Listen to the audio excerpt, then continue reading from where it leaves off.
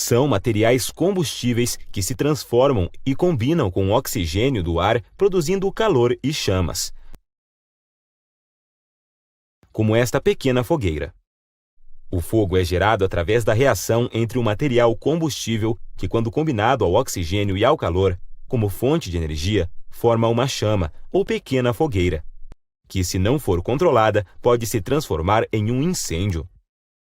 Uma outra maneira de se definir o fogo é como sendo uma reação química de oxidação rápida, com desprendimento de energia sob forma de luz e calor.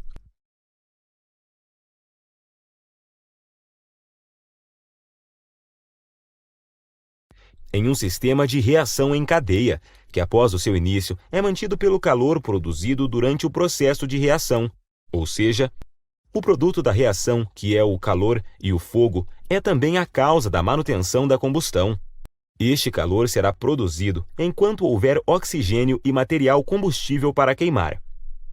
Além disso, é preciso diferenciar o fogo e o incêndio. O que torna um diferente do outro é que o incêndio é basicamente o fogo fora de controle.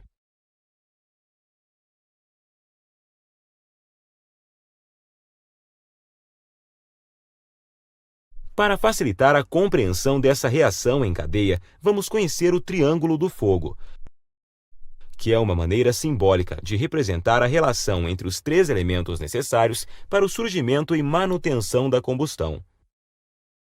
O combustível é qualquer substância suscetível a dar início à reação de combustão a uma temperatura específica, que libera calor, como o papel ou a madeira, contribuindo assim para o processo de combustão. O comburente é qualquer substância, como o oxigênio, capaz de oxidar um combustível em uma reação rápida e exotérmica. O agente ígneo, ou temperatura de ignição, é a temperatura que provoca a queima do agente combustível na presença do comburente.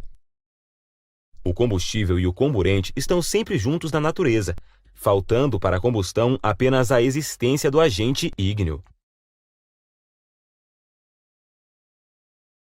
Esses três elementos fazem parte do triângulo do fogo, que, em conjunto com a reação em cadeia, mantém a chama acesa. Porém, se algum destes elementos for retirado da reação, não haverá mais combustão e assim o fogo cessará, como veremos a seguir.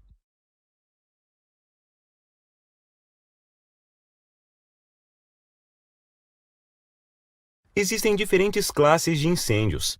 Vamos conhecer agora as 4 mais comuns. Classe A. Materiais que queimam em superfície e em profundidade. Exemplo: madeira, papel e tecido. É caracterizado pelas cinzas e brasas, que deixam como resíduos.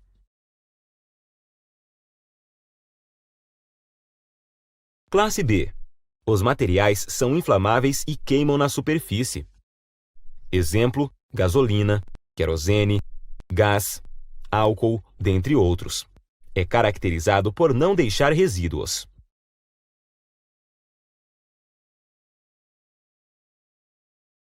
Classe C. Os materiais envolvidos no incêndio são equipamentos elétricos e eletrônicos energizados. Exemplo: computadores, lâmpadas e televisores. É caracterizado pela condução de energia e pelo risco de vida que oferece ao brigadista de incêndio.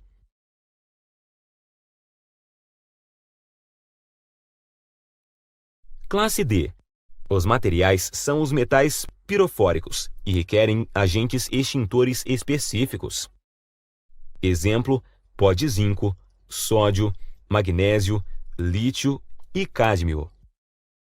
É caracterizada pela queima em altas temperaturas e por reagir com agentes extintores comuns, principalmente os que contêm água, que não devem ser utilizados.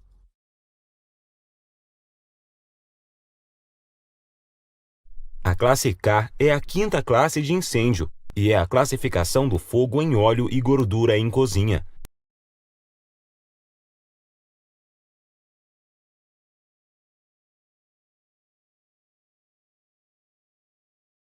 Agora que já sabemos o que é fogo, a sua diferença para incêndio e as classes de incêndio, veremos alguns métodos para eliminá-los.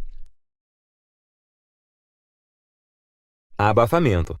Consiste na retirada ou redução do teor de oxigênio no local da combustão. É o método mais eficaz no combate ao incêndio classe B.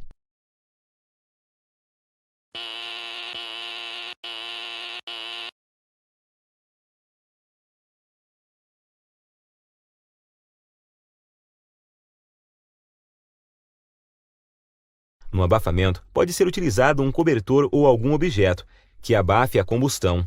O mais indicado é a utilização dos extintores de espuma.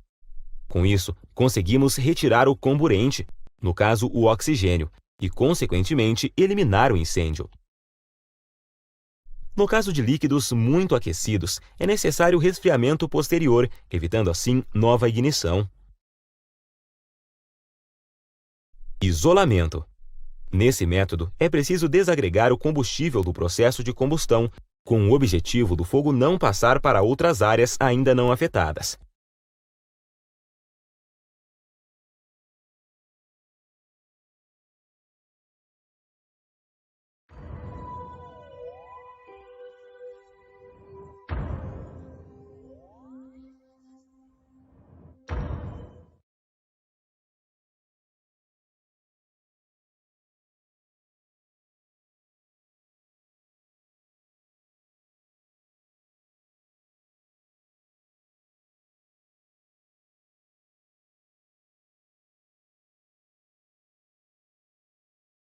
Resfriamento.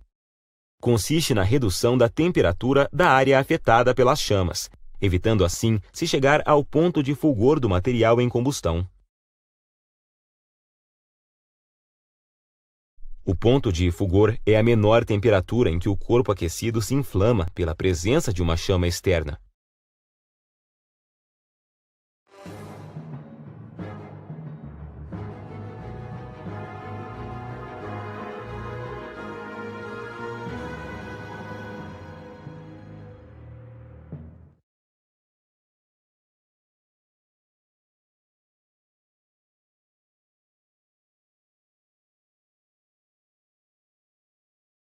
Quando jogamos água em um incêndio, estamos esfriando, ou seja, retirando o componente calor e eliminando o agente ígneo, pois não temos mais a temperatura de ignição necessária para a reação em cadeia que mantém o fogo vivo.